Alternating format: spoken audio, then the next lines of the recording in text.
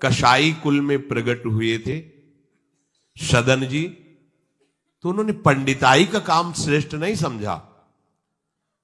स्वधर्मो निधनो श्रेया परधर्मो भयावहा। वो अपना धर्म का, ऐसे ज्ञानी महात्मा थे कि बड़े बड़े संत उनसे सत्संग करने जाते थे, और ऐसी निष्ठा थी कि विचलित नहीं हुए, हाथ कटवाले विचलित नहीं हुए। जा रहे थे जगन्नाथ जी के दर्शन करने, तो संयम से चलने वाले पुरुषों के चेहरों में आकर्षण ही होता है भिक्षा के लिए। तो एक माता ने देखा तो आकर्षित हो गई, उसने कहा यहीं पा लीजिए भिक्षा। संत हृदय उनका पा लिया। तो आप कहां जा रहे हैं? जगन्नाथ जी के दर्शन। तो अब तो शाम होने वाली, यहीं रुक जाइए, कल चले जाना। बड़ा भाव देखा, रुक गए। वो रात्रि में उनके पास आई, गलत भावना प्रकट की, तो कहा कि तुमको तो ऐसा सोचना भी नहीं चाहिए, तुम्हारे तो पति विराजमान है। तो उसको लगा कि इनका आशय कहने का है कि तुम्हारे तो पति, अगर पति ना होते तो काम अग्नि ऐसी होती, बुद्धि भ्रष्ट कर देती। आई और कहा तो पति को राधे राधे कर दिया, तो आप ऐसा तूने कैसे सोच लिया, तेरी ऐसी भावना। बोले अब ज्यादा हमारे सामने बाबागिरी नहीं, अब हम जो कहें वही कहो, नहीं तो हम जब पति को मार सकती तो तुम्हें अभी पूरी जनता से मरवा सकती है। तो उनका प्राण दे सकता हूं, धर्म से विमुख नहीं हो सकता। उसने मचा दिया हल्ला, लोग एकत्रित, देखो देखो ये धर्म करने का फल। मांग रहा था रोटी, हमने इसको बैठ के पवाया और कहा कि आज रात्रि यहीं रुक जाओ। रात्रि में रुका, हमारे साथ गंदा आचरण करना चाहा, पति ने विरोध किया, पति का गला काट दिया। और जाल रचने में माया को देर लगती है क्या? वो मुस्कुरा रहे थे। जगन्नाथ जी बड़ी सुंदर लीला की आपने, भक्त हैं उनके तो सामने भगवान, तो उनके संसार थोड़ी होता है। भक्त केवल भगवान को देखता है, उनकी लीला है जैसा।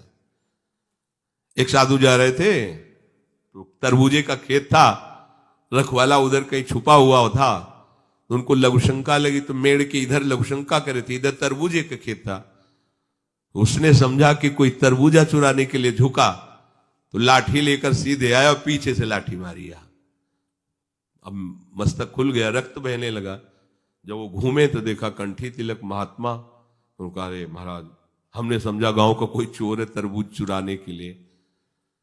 तो उनका हम तो जानते हैं ना आपको, आप ऐसे ही लीला करते रहते हो। बोले नहीं, हमने पहली बार किसी को मारा है, दोबारा नहीं। बोले हम जानते हैं आपको। तो बोले महाराज क्षमा करो, चलो आपको अस्पताल ले चलते हैं। बोले ये भी हम जानते हैं आपको। और वो तो अपने भाव में वहां ले गए, डॉक्टर ने पट्टी लगाई और एक आदमी आया और उसने कहा साधु को कोई ऐसा पीड़ा दे सकता है? तुम चिंता मत करो। गर्म दूध लाया, मीठा करके पिलाया। कहा महाराज आप चिंता मत। बोले हमें चिंता नहीं, लेकिन हम तुम्हें देख करके कह रहे इतना छलिया हो तुम। मतलब हमने क्या, दूध है, चीनी है, इसमें मिला दिया हमने, कोई और तो इसमें जहर तो मिलाया नहीं। हम जान रहे हैं ना, तुम ही वो पहले लाठी से मारा, फिर अस्पताल लाए, तुम ही ने पट्टी बांधी और तुम ही हमें दूध पिला। बोले महाराज नहीं, ऐसा ऐसा करके फंसा क्यों रहे हो हमको, हमने ऐसा। बोले हम तो अब तुम हमें भुलावे में नहीं डाल सकते, तुम ही हो, तुम ही हो। वो अपने भाव में है, वो सामने वाले के। तो साधु अपने भाव में होता है। तो सदन जी आनंदित है, हे भगवान ये तुम्हारी लीला है। राजा के पास सुबह पेश किया गया उनको बांधकर।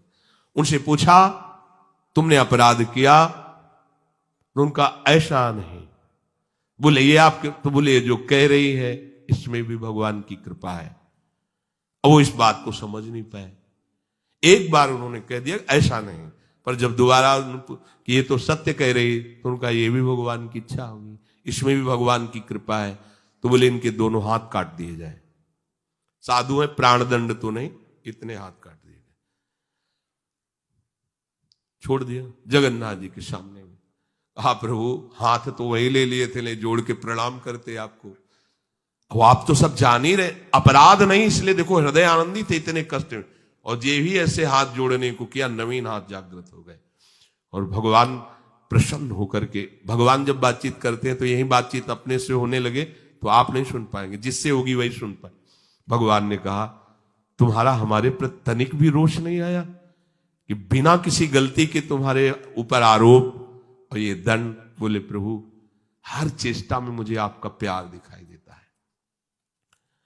तो वो करके इतने बड़े महात्मा है कि जहां भयभीत हो जाएंगे कि भैया वो ऐसे तो हम धर्म से चलते हैं, पर अब सब जान जाएंगे, दंड मिलेगा, इससे अच्छा चल भैया जैसा तेरा। नहीं, प्राण चले जाएंगे धर्म। और कार्य क्या करते हैं, ये अपने कर्म को छोटा मत समझो, चाहे किसानी हो, चाहे व्यापार हो, छोटी सी दुकान है, अच्छा है, नाम जप कर रहे हो, 10, 20, 50, 100 जो भी मिले, आटा दाल नमक रोटी खाओ पियो, तुम्हारा परिवार आगे चलकर बहुत उन्नति को प्राप्त होगा। बेईमानी करके अधर्म आचरण कर करो तो भैया देख लेना, ऐसा होगा कि तुम सोचोगे कि हमने पाप किया है। सोचोगे एक दिन तुम्हें बैठ के रोना पड़ेगा अपने परिवार के लिए जिनके लिए तुम पापाचरण करते हो।